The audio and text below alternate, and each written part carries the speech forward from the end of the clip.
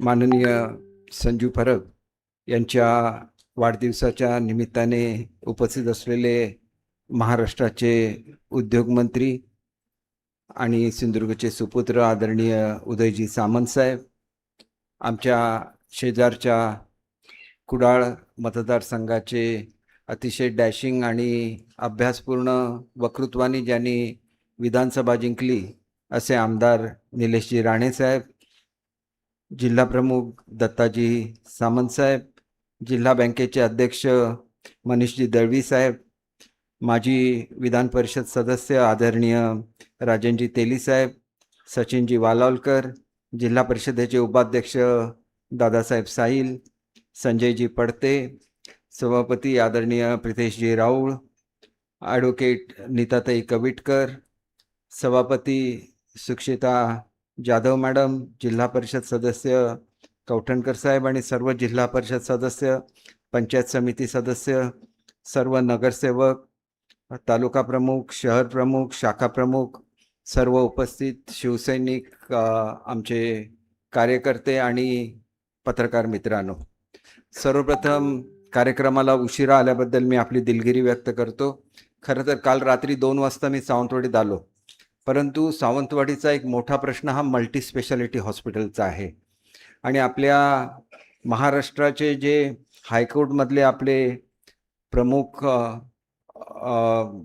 Advocate आहेत, ते advocate हिरेसाहेब आहेत. आणि मी ॲडव्होकेट हिरेसाहेबांना मुद्दाम विनंती केलेली होती की आता ज्यावेळेला मल्टी स्पेशालिटीची केस लागेल त्यावेळेला आपण स्वतः उपस्थित राहा. आणि म्हणून ते मुंबईहून मुद्दाम सिंधुदुर्गमध्ये आले. आज त्यांनी 10 वाजताचा वेळ दिलेला होता हॉस्पिटलची पाहणी करण्यासाठी. दुर्दैवानं त्यांना यायला थोडासा उशीर झाला, परंतु त्यांना सोडून जर मी ह्या कार्यक्रमाला आलो असतो तर ते चुकीचं झालं असतं, कारण शेवटी आपलं जीवन हे जनतेला समर्पित असतं. आणि म्हणून दर वर्षाला 10,000 लोक ही आपल्याला पणजीला पाठवायला लागतात, ह्याच्यामध्ये बांबोळीला, गोवा मेडिकल कॉलेजमध्ये. हे आपल्याला फारसं भूषणावं नाही म्हणून ज्यावेळेला मी वित्त खात्याचा राज्यमंत्री होतो त्यावेळेला हे हॉस्पिटल मंजूर केलेलं होतं. त्याला 38 कोटी रुपये मंजूर केलेलं होतं, परंतु दुर्दैवाने त्याच्यामध्ये जमिनीचा प्रश्न निघाला. राजघराण्याच्या मालकीची त्यांनी एक क्लेम केलेला होता की ही जमीन आमची आहे. त्याच्यामुळे मी कॅबिनेटमध्ये ठराव पास करून घेतला की 50 गुंठे जमीन त्यांना द्यावी आणि उर्वरित जमिनीवर मल्टीस्पेशालिटी हॉस्पिटल बांधावं. तरी पण त्यांचं एकत्रित ॲफिडेविट होत नव्हतं, म्हणून हे सगळं पेंडिंग होतं. सुदैवाने कोर्टाने त्याच्यामध्ये इनिशिएटिव्ह घेतला आणि कोर्टाने ताबडतोब तारखा दिल्या. दोन्ही जे आमच्या राजघराण्याचे वारस आहेत दोघांनी आपलं ॲफिडेविट सादर केलेलं आहे, परंतु जे सरकारी वकील आम्ही उभे केलेले होते त्यांनीच चुकीचं थोडंसं स्टेटमेंट दिल्यामुळे त्यांनी सांगितलं की दोघांचं एकत्र ॲफिडेविट दिलं असतं तर हे हॉस्पिटल 4 वर्षापूर्वीच झालं असतं. त्यांचं एकत्र ॲफिडेविट होत नाही म्हणून तर ही पाळी आली. म्हणून मला हे शेवटी हिरेसाहेबांच्या कानावर घालायला लागलं की असं असं झालेलं आहे, तुम्ही स्वतः या. आज ते आले. आणि संजूजी मी हा योगायोग समजतो की तुमच्या वाढदिवसाच्या दिवशीच ते आले आणि त्याच दिवशी मल्टीस्पेशालिटी हॉस्पिटलचा मार्ग, कदाचित उद्या जर कोर्टाची ऑर्डर झाली तर मल्टीस्पेशालिटीचा मार्ग उद्याच खुला होईल. परंतु 38 कोटीचं जे हॉस्पिटल होतं त्याला आता 80 कोटी रुपये खर्च करायला लागतील. मी तुम्हाला एवढ्यासाठी सांगतो की राजनजी, मगाशी तुम्ही पॉझिटिव्ह भाषण केलं, परंतु 2 वर्षापूर्वी ज्या वेळेला पर्यटन मंत्री आले आणि भूमिपूजन झालं त्याला आंदोलन करायला तुम्हीच होता. हे सिंधुदुर्गचं दुर्दैव आहे की आमचीच लोक 2 वर्षापूर्वी ताजचं काम सुरू होऊ शकलं असतं, त्याच्यानंतर 2 वर्ष गेली आणि काल ॲग्रीमेंट होतं. ताजने किती पैसे द्यायचे शेतकऱ्यांना हे त्यावेळेला ठरलेलं होतं. त्यांचं जे करार होता 90 वर्षाचा, ह्याचं रिन्युअल सुद्धा मी ते 2 वर्षापूर्वी करून दिलेलं होतं. म्हणजे 2 वर्षापूर्वी खरं ते काम सुरू व्हायला पाहिजे होतं. 2 वर्ष त्याला लागली. शेवटी आपण सत्तेत नसलो ते काय होतं याचं हे उत्कृष्ट उदाहरण आहे. आणि मी तुम्हाला एक गोष्ट सांगतो की मी अनेक लोकांना सांगितलेलं नाहीये की राणे साहेबांना ज्या वेळेला मी तिकिटासाठी सगळ्यात अगोदर आवाज मी उठवलाच आहे. निलेशजी, मी सगळ्यात अगोदर आवाज उठवला की राणे साहेबांनी खासदारकीला उभं राहावं. तोपर्यंत राणे साहेबांचं ठरलेलं सुद्धा नव्हतं. परंतु जे लोक इतर इच्छुक होते त्यांनी मला शेवटी धमकी दिली. आता माझ्याकडे ते व्हॉट्सअप माझं डिलीट झालं की तुम्ही याच्यानंतर मंत्री असणार नाही कारण तुम्ही राणे साहेबांचं नाव सुचवलं. बघा, मी तुम्हाला एक गोष्ट सांगतो की आपल्या मनात असेल ते करायचं असतं. मी काय काळजी करत नाही. मी मंत्री असलो नसलो, साहेबांची कृपा माझ्यावर आहे. माझं चालू राहील. देवाच्या कृपेने आम्हाला वारसा मिळालेला आहे. तो आमच्या आजोबांचा, वडिलांचा वारसा मिळालेला आहे. खूप दुर्लक्ष आमच्या व्यवसायाकडे सुद्धा झालेलं आहे आणि त्याच्यामुळे कदाचित मंत्री नसणं हे आमचं कदाचित साहेबांच्या मनामध्ये असेल की तुझे जे कुटुंबातर्फे कर्तव्य आहे ते तू पूर्ण केलं पाहिजे. आणि माझं कुटुंब म्हणजे माझं फक्त स्वतःचं कुटुंब नाही आहे, सावंतवाडीची जनता हे माझं कुटुंब आहे. म्हणून आज एवढा महत्वाचा कार्यक्रम असताना सुद्धा मी पहिली प्रायोरिटी ही मल्टी स्पेशालिटी हॉस्पिटलला दिली. अनेक जे प्रकल्प सावंतवाडी मतदारसंघामधले राहिलेले आहेत, माझी टर्म पूर्ण होण्यापूर्वी सगळ्याच्या सगळे पूर्ण केले जातील एवढं मी तुम्हाला सांगतो. जसं गेळेचं जमिनीचं वाटप केलं, चौकुळ आणि आंबोलीच्या जमिनीचं वाटप करायचं आहे. आपल्याकडे येणारा जो शक्तीपीठ महामार्ग आहे हा आपल्याला मळगावला जाऊन मिळवायचा आहे. कारण महाराष्ट्रातून अख्ख्या लोक आली आणि ती जर थेट गोव्याला आली तर गोव्याची भरभराट होईल, महाराष्ट्राची भरभराट कशी होणार. म्हणून मी मुख्यमंत्र्यांना भेटलो, उपमुख्यमंत्र्यांना भेटलो. त्याचं आता नव्याने सर्वे व्हायचं आहे, त्याच्यामध्ये सुद्धा काही अडचणी आहेत. पोलिसांची NOC लागते ड्रोनचे सर्वे करण्यासाठी. मी SP ना फोन केलेला होता, परंतु अजून ती परवानगी मिळाली नाही. ती परवानगी मिळाली की लगेच जी काय बांधावासियांची त्या भागातल्या लोक, तिथं सगळे कोलझर आहे, त्या ठिकाणी तळकट आहे, सगळा फलोद्यानाचा भाग आहे आणि तिथून जर हा मार्ग गेला तर लोकांची फळबागायत संपूर्ण हे होणार आहे, बांद्याच्या बाजारपेठेवर त्याचा परिणाम होणार आहे. आणि हे सगळं लक्षात घेऊन हा रस्ता मळगावला मिळावा अशी मी मागणी केलेली आहे. लवकर ती जर पूर्ण झाली तर संपूर्ण आपलं चित्र बदलून जाईल. येणारा पर्यटक हा आपल्या जिल्ह्यामध्ये येईल. मी हे सगळं कशाला सांगतो की ज्या ज्या लोकांना पुढच्या काळामध्ये आमदारकी लढवायची आहे, आमच्या संजूला आमदारकी लढवायची आहे, तर हे लक्षात ठेवलं पाहिजे की आपण लोकांचं हित करायला लागतं. चौथ्या वेळा मला उगाच आमदार म्हणून निवडून दिलं नाही. मी असं कोणाच्या बारशाला जात नाही किंवा आता इतर प्रसंगाला जात नाही. लोक काय करतात, जास्तीत जास्त संपर्क ठेवण्याचा प्रयत्न करतात. सावंतवाडीचा आमदार हे एक वेगळं पद आहे आणि ते पद श्रीदेव पाटेकरांच्या कृपेने त्याला एक वारसा लाभलेला आहे. तो शिवरामराजे भोसलेंचा वारसा आहे, भाईसाहेब सावंतांचा वारसा आहे आणि तो वारसा आपण जपला पाहिजे. आपण नेहमी संजीव पुढच्या काळामध्ये कधी काही आमदार झालो तर विकासाचीच कामं केली पाहिजे. विकासाची कामं केली तर रोज कोणाच्या घरी बारशाला जा हे करायला लागत नाही. आपल्याला आपोआप लोक मतदान करत राहतात आणि हा आपल्याला विकास करत असताना निश्चितपणे सावंतवाडीचं नगराध्यक्ष म्हणून तुम्ही काम केलेलं आहे. सावंतवाडीमध्ये ST स्टँडचं काम मी मंजूर करून घेतलं. त्याच्यानंतर नवीन धोरण आलं, सावंत साहेब तुम्हाला सांगू शकतील की BOTच्या तत्वावर जशी विमानतळं आहेत तसे बस स्टँड निर्माण करण्याचं धोरण हे महाराष्ट्र शासनाने निर्माण केलं आणि त्याच्यामुळे असे बस स्टँड हा सावंतवाडीला सुद्धा व्हावं म्हणून त्याचं डिझाईन चालू आहे. डिझाईन झालं की लगेच बस स्टँडचं सुद्धा काम सुरू होईल. ताजचं मी तुम्हाला सांगितलं की ताजचं भूमिपूजन हे आम्ही 2 वर्षापूर्वी तत्कालीन पर्यटन मंत्री गिरीशजी महाजन साहेब यांच्या हस्ते केलेलं होतं. त्याच्यानंतरच्या काळात अनेक अडचणी ज्या आल्या की त्याच्यामध्ये विशेषतः करार करण्याची अडचण होती आणि ती MTDCच्या स्तरावर होती. ती सोडवण्यामध्ये पालकमंत्री नितेशजी राणे साहेब यांनी सुद्धा खूप पुढाकार घेतला, विद्यमान पर्यटन मंत्र्यांनी पुढाकार घेतला आणि त्याच्यामुळे खालचा करार व्हायला मदत झाली. परंतु भूमिपूजन आणि करारामध्ये 2 वर्ष फुकट गेली. ही 2 वर्ष कोणाची फुकट गेली? आमच्या जिल्ह्याची फुकट गेलेली आहेत आणि त्याच्यामुळे एवढ्यात तो प्रकल्प चालू झाला असता, मुलांना नोकऱ्या मिळाल्या असत्या. म्हणून आपण सिंधुदुर्गवासियांनी सगळ्यांनी ठरवलं पाहिजे की काही झालं तरी विकासाचा प्रकल्प असला तर सगळ्या लोकांनी एकत्र काम केलं पाहिजे आणि ते करून जर आपण पुढे जायला लागलो तर खऱ्या अर्थाने सिंधुदुर्गचा विकास व्हायला फारसा वेळ लागणार नाही. आदरणीय उदय सामंत साहेब हे उद्योग खात्याचे सुद्धा मंत्री आहेत. त्यांनी मध्यंतरीच्या काळामध्ये असलेला स्टे आम्हाला उठवून दिलेला आहे. त्याच्यामुळे 47 उद्योग हे लगेच सुरू होतील. खरं तर काल मी जरी ताजच्या कार्यक्रमाला गेलेलो असलो तरी ताबडतोब मी उदय सामंत साहेबांना जाऊन भेटलो आणि त्यांना सांगितलं की जो आपल्याकडे दुसरा प्रोजेक्ट येतोय हा जे डाटा सेंटर असतात ते आता डाटा सेंटर छोट्या प्रमाणात व्हायला सुरुवात झालेली आहे आणि त्याच्यासाठी जो कंटेनर लागतो ते कंटेनर करण्याची फॅक्टरी ही 6 एकरमध्ये त्या ठिकाणी सुरू करायची आहे. ताबडतोब त्याने फोन उचलला, आपल्या अधिकाऱ्यांना फोन केला.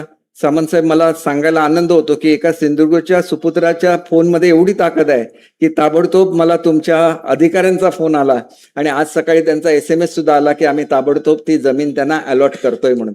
म्हणजे त्या जमिनीचं काम सुरू होईल.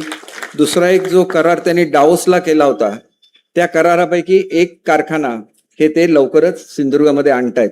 अजून त्याच्या काही फॉर्मॅलिटीज व्हायच्या आहेत म्हणून त्यांनी त्याची घोषणा केलेली नाही, परंतु हा खूप मोठा कारखाना आहे आणि तो कारखाना आला तर संपूर्ण तिलारीचं आणि त्या भागात संपूर्ण आडाळीचं आणि त्या भागाचं चित्र बदलून जाईल.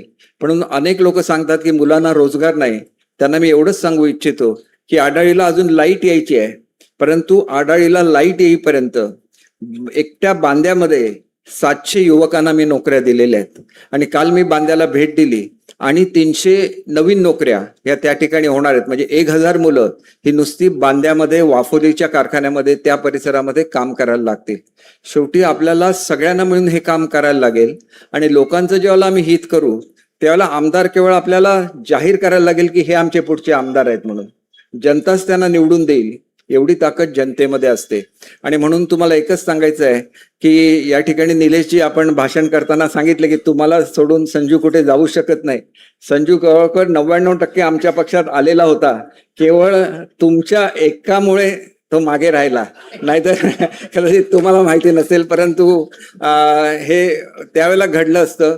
परंतु त्यांचं तुमच्यावर एवढं प्रेम आहे की केवळ तुम्ही एक शब्द टाकला म्हणून, नाहीतर सगळं झालेलं होतं, क्लिअरन्स सगळं झालेलं होतं. मला सुद्धा असं आहे की संजू देवाच्या मनात सुद्धा असतं की कोणाच्या मनामध्ये गर्व होऊ नये. नाहीतर मी निवडून आलो असतो तर तुम्हाला वाटलं असतं की मीच निवडून आणला. तसं नाही, मला निवडून आणणारी सावंतवाडीची जनता आहे जी निरपेक्ष प्रेम करते. त्यांची काही अपेक्षा नसते माझ्याकडून की दीपक वहिनी रोज आमच्याकडे यावं, लग्नाला यावं, बारशाला यावं आणि कशाला यावं अशी अपेक्षा नसते. त्यांचं म्हणणं आहे की तुम्ही विकास करत राहा. एकदा सावंतवाडीचा विकास केला आणि त्या जीवावर त्यांनी मला 4 वेळा आमदार केलं. आणि म्हणून मी सांगू इच्छितो की आज सुद्धा संजूला सांगू इच्छितो की विकासाचा ध्यास घ्यायला लागेल, विकासाच्या मागे आपल्याला जायला लागेल.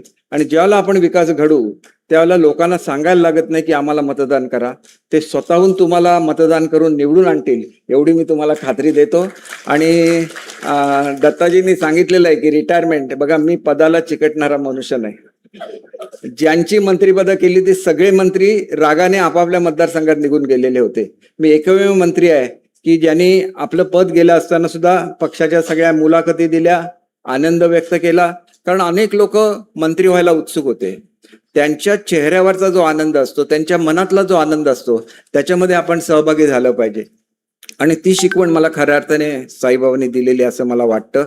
आणि म्हणून मंत्री असलो किंवा नसलो तरी सावंतवाडी मतदारसंघाचा विकास चालू राहील. सावंतवाडी मतदारसंघ हा महाराष्ट्रातल्या पहिल्या क्रमांकाचा मतदार असेल. एवढं काम हे उरलेल्या 2.5-3.5 वर्षामध्ये 100% तुम्हाला करून दाखवलं जाईल. आणि ते करत असताना संजूने एक मोठी जबाबदारी घेतली की मी विकास कामं करत असताना पक्षाची पूर्ण जबाबदारी हे संजूनी स्वतः उचलली. आज संजू पक्षाचा विस्तार व्हावा म्हणून गावोगाव फिरतो, शहरामध्ये फिरतो, याचा मला सार्थ अभिमान आहे. संजू माझ्यापेक्षा जवळजवळ 17-18 वर्षांनी लहान आहे, त्याच्यामुळे मी एकेरीने त्यांना बोलतो. परंतु एक गोष्ट लक्षात घेतली पाहिजे की माणसाच्या मनामध्ये तळमळ असायला लागते. माणसाच्या मनामध्ये तळमळ असायला लागते लोकांसाठी काहीतरी करायची. आणि ती तळमळ संजू परब यांच्यामध्ये आहे हे मी तुम्हाला निश्चितपणे सांगतो. नाहीतर मी सहजासहजी माझा वारस निवडत नाही. आणि ज्याला मी त्याला सांगितलं की तू आमच्यामध्ये ये, त्यावेळेला संजूला डेव्हलप करण्याची जबाबदारी सुद्धा माझ्या स्वतःवर आहे असं मी समजतो. पुढच्या काळात काय होईल हे देवाच्या मनात असतं. कोणाच्या नशिबात आमदारकी लिहिलेली असते, कोणाच्या नशिबात खासदारकी लिहिलेली असते, कोणाच्या नशिबामध्ये मंत्रिपद लिहिलेलं असतं, कोणी सांगू शकत नाही.